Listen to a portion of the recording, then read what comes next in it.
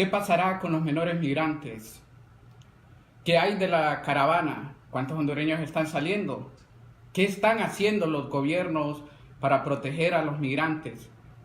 ¿Cómo se está fluctuando el flujo de hondureños varados entre la frontera entre Guatemala y México? Estas y otras preguntas vamos a responder a continuación. Tengan todos muy buenos días. Les saluda el periodista Ronald Ordóñez. Gracias por el favor de su atención. Esta mañana, para responder estas preguntas, estas interrogantes que hemos hecho, nos acompaña el embajador de Honduras ante el pueblo y gobierno de México, el embajador Alden Rivera. Buenos días, embajador. Buenos días, Ronald, y buenos días a todo el auditorio de este programa de Proceso Digital. Un gusto de verdad participar con ustedes. Estamos este día, la mañana de este viernes, específicamente generando esta transmisión en Tapachula, uno de los puntos fronterizos donde más llegan, donde más convergen migrantes, no solamente hondureños, sino centroamericanos, y es precisamente por eso que este lugar en México se ha convertido en un centro operacional, un centro logístico para poder manejar toda esta temática migratoria, señor embajador. Sí, en efecto contamos con un consulado general en Tapachula, que es la ciudad más importante del estado de Chiapas. No es la capital, pero es la ciudad más importante en términos migratorios. Sin embargo, en este momento y dadas las condiciones particulares de esta movilidad humana que se generó desde el 13 de enero recién pasado, desde San Pedro Sula, decidimos establecer un consulado móvil en la ciudad de Hidalgo, que es justamente el punto fronterizo entre Guatemala y México, es el vecino de Tecún-Umán. Y desde ese consulado móvil estamos atendiendo una cantidad importante, centenares de hondureños que han llegado a la frontera sin documentos, que necesitan ser documentados para poder aplicar a todo este régimen nuevo de regularización migratoria que ha implementado el gobierno del presidente López Obrador. Precisamente al inicio de esta transmisión hemos generado algunas interrogantes y le invitamos a ustedes a participar y a interactuar con nosotros. Tienen la línea abierta para generar sus comentarios y el señor embajador va a estar respondiendo a los mismos. Nos ha dicho que con toda sinceridad los va a responder, así que le invitamos a generar sus comentarios a partir de este momento. Se habla de miles de migrantes.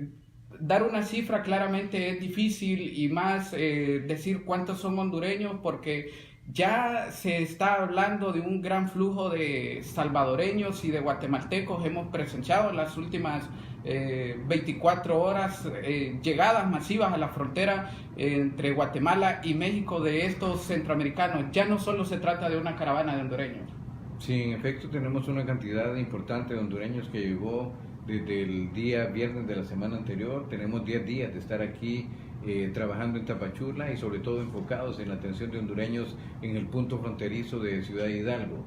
En su mayoría, casi en el 82% de manera inicial, la población que llegaba a Ciudad Hidalgo en busca de iniciar este proceso de regularización eran de la nacionalidad hondureña. Sin embargo, durante los últimos 3 días hemos observado una presencia creciente de salvadoreños, una presencia creciente de ciudadanos de Guatemala, hasta el punto de que el día de ayer ya teníamos casi una equidad de participación entre los 3 países.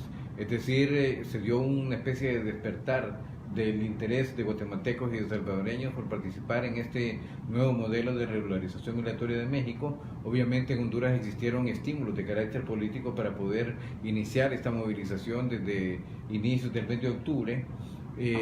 Movilizaciones y factores de estímulo que no existían en Guatemala y El Salvador, pero que al trascender la noticia de esta nueva forma de regularización, pues ha iniciado un proceso de movilidad humana que se está dando ya en mayor procesión, en mayor, digamos, participación de guatemaltecos y salvadoreños.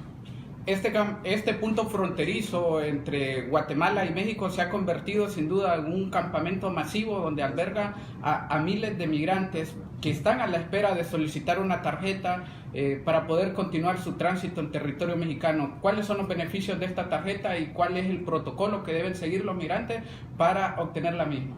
Yo quisiera antes de todo referir de que la obligación del gobierno de Honduras ante cualquier ciudadano que trasciende las fronteras de nuestro país es darle protección consular. independientemente de las causas, independientemente del origen, independientemente de las motivaciones. La obligación del gobierno de la República, a través de la red consular y a través de la red de representaciones diplomáticas de Honduras en el exterior, es proteger a los hondureños que bajo cualquier estatus migratorio se encuentren en cualquier país del mundo. Eso es lo que estamos haciendo aquí en México. Estamos dándole protección, estamos dando documentación a todos los hondureños, y pues lo que estamos esperando es de que logren terminar este proceso, que tiene como beneficio, yo destacaría que lo más importante es reducir la vulnerabilidad de los hondureños en situación de tránsito por México o en situación de búsqueda de México como destino.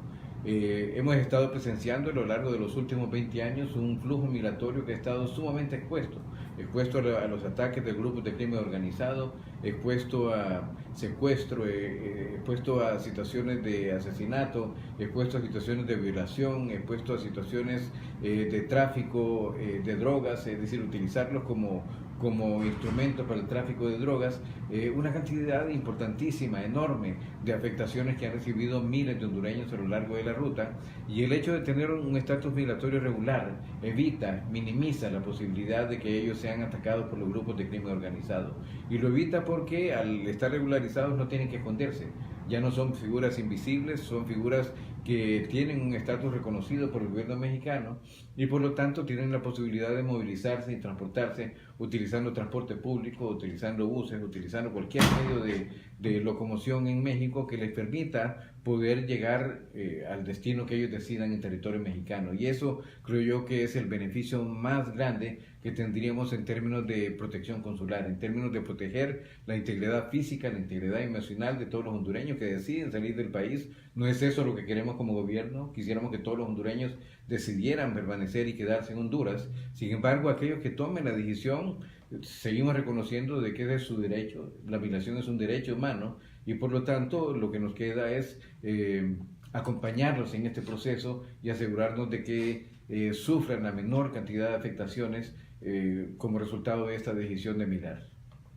Nos acompaña esta mañana el embajador de Honduras ante el pueblo y gobierno de México. Les invitamos a ustedes a vertir sus comentarios. Hoy analizamos la temática migratoria, los flujos migratorios desde Honduras hacia Guatemala, México, y por supuesto a todos aquellos connacionales que pretenden llegar a Estados Unidos a solicitar asilo. Ya nos ha hablado de este protocolo que se está siguiendo en la frontera entre Guatemala y México para que los ciudadanos hondureños obtengan esta tarjeta que les permite libre circulación. Ahora, señor embajador, ¿qué tratamiento se le está dando a aquellos ciudadanos de nuestro país que son menores de edad? En el caso de los menores de edad, nosotros, junto con México, los estamos identificando de manera puntual, sobre todo los menores no acompañados. Es decir, los menores que son acompañados por sus padres, porque tenemos dentro de este grupo de movilidad humana núcleos familiares completos, pues ellos están en la posibilidad de ser documentados por México, regularizados por México, y van a poder internarse al territorio mexicano. Sin embargo, en el caso de los niños no acompañados, son aquellos menores de 18 años que viajan solos, son trasladados en conjunto con la Embajada y el Consulado de Honduras en México, son trasladados al DIF, que es la instancia especializada de parte del gobierno mexicano para tratar a la familia y a la niñez. Es el equivalente del DINAF, y en el DIF se sigue un protocolo, se trata de localizar a sus familiares en Honduras, se trata de determinar si los niños están en situación de vulnerabilidad en Honduras, y se toma la decisión en conjunto con las autoridades hondureñas de que el niño permanezca en México o trasladarlo hacia Honduras de retorno, pero sí reciben un tratamiento especial. Hoy justamente tenemos una reunión entre el DIF y el DINAF de Honduras para tratar de definir un protocolo que perfeccione el tratamiento que le damos a los menores no acompañados, y sobre todo que atendamos el principio del interés superior del niño. Eso es lo que debe prevalecer, no el interés del gobierno mexicano, no el interés del gobierno de Honduras, el interés superior del niño es lo que debe prevalecer en todas las decisiones que acompañan el tratamiento que reciben aquellos niños que viajan solos, que viajan no acompañados, y que obviamente son un grupo de personas de los más vulnerables que participan y que forman parte de esta movilidad humana que sale de Centroamérica. También en Guatemala se han reunido autoridades en las últimas horas, tanto de nuestro país, Honduras, de propio Guatemala y de México, para analizar justamente esta temática migratoria. Hoy aquí en Tapachula, México. Se van a reunir autoridades del DINAT y del DIF de México, que son dos equivalencias que velan por la protección de los menores. Justamente se ha activado un protocolo de atención estatal para abordar toda esta temática migratoria.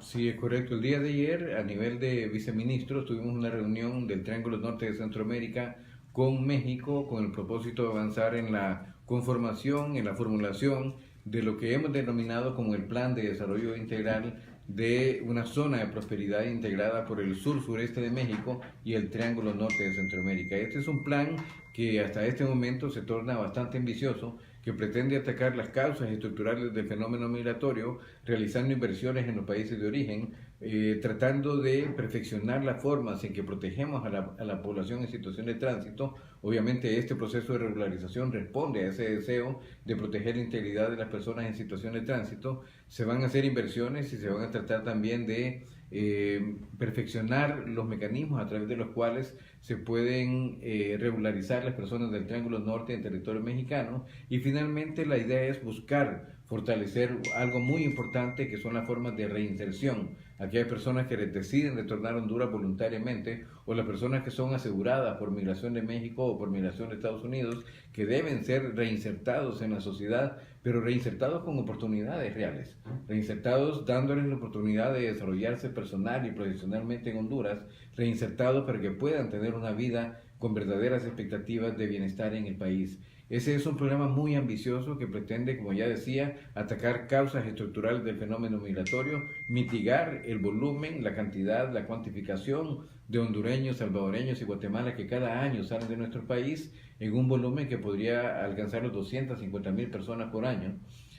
Así que tenemos una expectativa importante con México. Creo que hemos logrado tener una visión común acerca del fenómeno migratorio y estamos avanzando en esa dirección con voluntad, con una idea de solidaridad y acogiéndonos todos bajo un principio de reconocimiento de la migración como un fenómeno que afecta a la realidad de nuestras naciones y que debe ser atendido de manera integral por todos los países.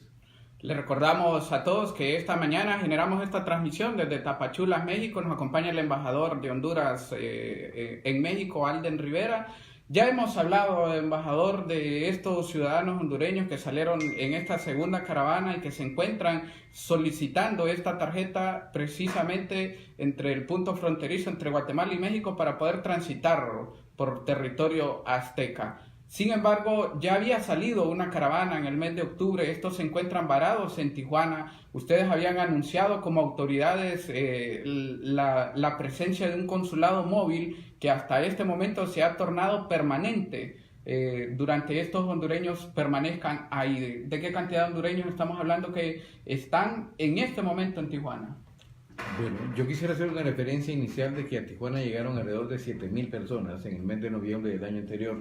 Luego esas 7,000 personas se fueron reduciendo poco a poco en la medida que se fueron dando cuenta de que la posibilidad de ser entrevistados por las autoridades norteamericanas significaba la espera de alrededor de 4 meses. De tal forma que para finales del mes de diciembre únicamente teníamos unas 3,500 personas albergadas en el lugar denominado El Barretal, de las cuales probablemente el 90% eran hondureños.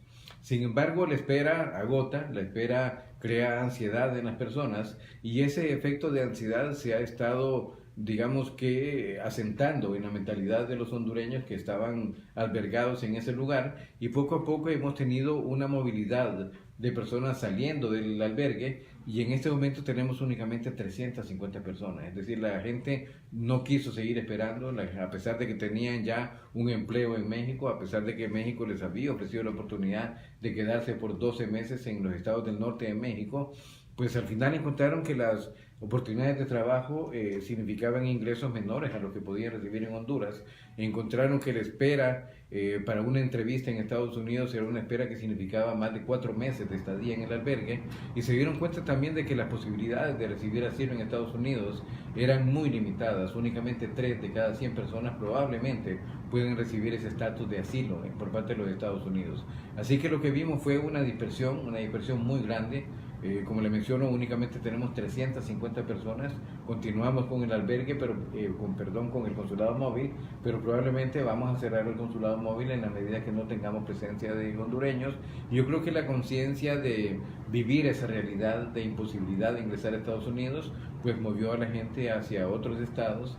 Probablemente algunos han tomado la decisión de tratar de ingresar irregularmente a los Estados Unidos, pero han sido detenidos por la patrulla fronteriza. Tenemos más de 1.700 casos de hondureños que han sido detenidos por la patrulla fronteriza, que están hoy en día en un centro de detención, que van a permanecer, desgraciadamente, porque es doloroso, Ronald, van a permanecer entre 6 y 12 meses en un centro de detención, que son cárceles, para poder recibir una sentencia por parte de un juez norteamericano que seguramente, casi en el 100% de los casos, va a determinar que esa persona debe ser deportada hacia el país de origen.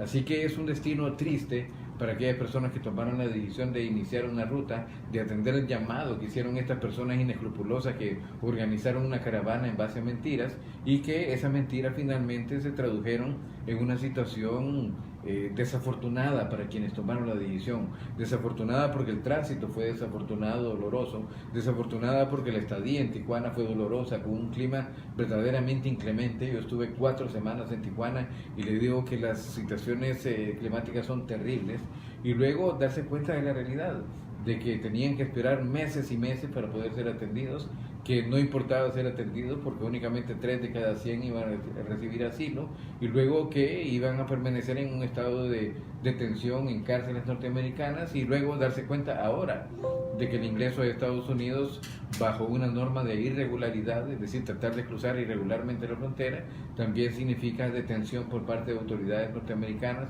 Tenemos una frontera blindada por el ejército, blindada por las autoridades de la protección de fronteras de Estados Unidos, y encontrarse con la realidad de que ese sueño que les inculcaron y que les desarrollaron en su mente de una vida nueva, con prosperidad y bajo un estatus migratorio regular en Estados Unidos, era posible. Ahora se dieron cuenta de que les mintieron.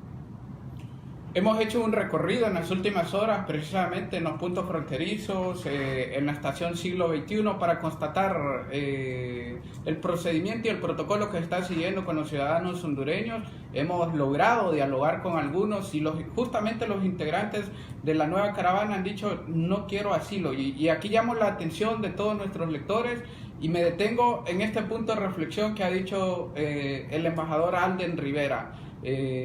Nosotros como medio de comunicación hemos constatado, según sus testimonios, que no van buscando asilo, que es lo que movilizó a la primera caravana. Dicen: yo quiero empleo en México. Y esto parte luego de unas declaraciones del propio presidente mexicano Andrés Manuel López Obrador, quien ofreció empleo a todos los centroamericanos y dijo que México tenía la capacidad para ofrecer empleos a miles de centroamericanos. Justamente estas palabras del presidente mexicano motivó a algunos hondureños a salir en la nueva caravana, pero tal vez lo que se desconoce, embajador, y aquí sí pido ser muy enfático y explicar este punto muy bien, es que existe este empleo en México, si bien existen algunas plazas, pero el salario a devengar es mucho menor del salario mínimo que se recibe en Honduras. En esas palabras lo ha dicho usted. Sí, en efecto, México pretende desarrollar inversiones multimillonarias en el sureste de este país, que es la zona más empobrecida, que es la zona menos desarrollada de todo el territorio mexicano. Es una zona bajo condiciones económicas y sociales muy parecidas a las que prevalecen en todo Centroamérica. Y con el propósito de darle al sureste de México una nueva oportunidad, el gobierno mexicano ha incorporado ya en su presupuesto, es decir, es una realidad, 35,000 millones de dólares para ser invertidos iniciando a partir de este año, a partir del año 2019. Proyectos como el Tren Maya, proyectos como el Canal Interoceánico, proyectos como la siembra de 10 millones de árboles, es cierto, son una realidad, y van a requerir mano de obra no calificada yo diría que en cientos de miles. Y esa es la oportunidad que el presidente López Obrador, en un acto de buena voluntad, porque tampoco podemos juzgar de que esto no sea un acto de solidaridad y un acto de buena voluntad por parte de la administración del presidente López Obrador, ha estado mencionando, y de hecho lo hemos conversado como parte del diseño de este plan de desarrollo integral del Triángulo Norte Centroamérica, la posibilidad de crear un convenio de migración laboral entre México y los países del Triángulo Norte de Centroamérica para que podamos tener una migración ordenada, regular, que permita que trabajadores hondureños, salvadoreños y guatemaltecos se puedan incorporar en la construcción de estas obras en territorio mexicano. El gran inconveniente es justo lo que usted mencionaba. El salario mínimo de México es uno de los salarios mínimos más bajos de todo el continente americano. Estamos hablando que el salario mínimo de México es más o menos de un poco más de 5.000 lempiras, y el salario mínimo en Honduras es un salario que trasciende los 7.500 lempiras. Es decir, que cualquier ciudadano que pretenda aprovechar las oportunidades que se van a derivar de los programas de inversión, de esta inversión gigantesca que se va a dar en México, deben estar conscientes de que los salarios que pueden percibir en México serán más bajos que los que pueden percibir en Honduras. Si ante esta realidad ellos siguen pensando que esta es una buena oportunidad, la oportunidad se va a dar. Es decir, no podemos mentirle a la población hondureña, la oportunidad se va a dar. México va a abrir la posibilidad de que vengan a trabajar a territorio mexicano, pero deben estar conscientes de que tendrán un ingreso muy bajo, de que no les va a permitir mandar dinero a sus familias, de que va a ser difícil subsistir con sus familias viviendo en territorio mexicano, y que mientras esas condiciones económicas no cambien, pues resultará realmente poco atractivo poder aprovechar esa oportunidad. Eso lo estamos conversando con México, se lo hemos indicado abiertamente de que nuestra gente gana más dinero en Honduras, gana más dinero en El Salvador, gana más dinero en Guatemala de lo que podrían estar ganando aquí en territorio mexicano, y que más, a pesar de que agradecemos el gesto de buena voluntad del presidente López Obrador, apreciaríamos con mucho más valor el hecho de que se pueden hacer inversiones directas en nuestros países, que se puedan desarrollar proyectos de inversión pública, proyectos de infraestructura que generen empleo masivo en nuestras naciones, que estén apegados a la legislación laboral hondureña y que por lo tanto puedan recibir no solamente un ingreso mayor, sino mantenerse arraigados en su país de origen, que es lo que queremos todos. La gente migra por necesidad, la gente migra porque no encuentra oportunidades, pero la gente quiere estar en su país de origen. Yo no encuentro aquí en México ni un solo hondureño que añore a Honduras. Yo no encuentro aquí ni un solo hondureño que quiera estar en el país, que ame a su país, que viva y que le brillen los ojos al ver la bandera hondureña. Es decir, los hondureños queremos estar en Honduras, queremos vivir en Honduras, queremos encontrar en Honduras las oportunidades para crecer, para desarrollarnos, para que crezcan nuestros hijos y nuestras familias. En esa medida, el Plan de Desarrollo Integral debería tener ese enfoque de manera prioritaria. Desarrollar proyectos de inversión en los países de origen para que ahí, en los países de origen, se den las oportunidades que los hondureños necesitan para poder crecer. Hablamos del otro grupo que sí pretende lograr la condición de asilo, ya no solamente en Estados Unidos, sino también en territorio mexicano. Como autoridades han sido enfáticos, el primer grupo que salió en octubre, el primer ciudadano hondureño que logró realizar este trámite va a tener alguna respuesta hasta el mes de marzo. Lo han dicho ustedes como autoridades. Esta nueva caravana que aún se encuentra realizando trámites para ingresar a territorio mexicano, ¿hasta cuándo tendría una oportunidad para que su caso sea escuchado, para que su caso entre en análisis, para iniciar el proceso de asilo tanto en México como en Estados Unidos? Y también hablar de aquellos que están pensando en emigrar en este momento. ¿Cuáles serían esas posibilidades del hondureño que dice hoy, este fin de semana, mañana o la siguiente semana, yo parto en ruta migratoria y viene con ese objetivo de solicitar asilo, no solamente ya en Estados Unidos, sino también en suelo mexicano? Bueno, las personas que han llegado hasta el punto fronterizo de Ciudad Hidalgo y que ya recibieron su tarjeta, probablemente tengan la oportunidad de tomar un autobús si es que tienen los recursos para hacerlo. Ojalá que lo tuvieran y que no pasen penalidades. Eso es lo que nosotros deseamos, por supuesto que son nuestros hermanos. Van a llegar rápidamente a la frontera norte, pueden llegar a Tijuana en 3 o 4 días, pero deben estar conscientes de que esos 3 o 4 días de llegada hasta Tijuana van a significar después 5 o 6 meses de espera. Es decir, las personas que están conformando esta caravana que salió de San Pedro Sula ante un nuevo llamado de los mismos organizadores, probablemente sean atendidos por autoridades norteamericanas en el mes de agosto o en el mes de septiembre de este año. Deben estar conscientes de eso. Deben estar conscientes de que su mejor oportunidad en México será estar en un albergue bajo condiciones bastante extremas, con limitaciones de alimentación, con alimentaciones de albergue. Podrán conseguir un trabajo, puesto que México ha anunciado a través de la Secretaría de Gobernación que se va a abrir el Sistema Nacional de Empleo. Sin embargo, será un trabajo bajo las condiciones que ya hemos mencionado, bajo un salario mínimo que es inferior al salario mínimo en Honduras, y yo estoy totalmente convencido de que la ansiedad nuevamente, tal como ocurrió con el primer grupo que llegó a Tijuana el año pasado, la ansiedad se va a apoderar de las personas, no van a ser capaces de esperar tanto tiempo, no van a ser capaces de estar inmovilizados tanto tiempo, van a dispersarse, van a tratar de ingresar irregularmente a Estados Unidos y van a ser detenidos por las autoridades norteamericanas, van a pasar a centros de detención durante 6, 12 meses y luego deportados a Honduras.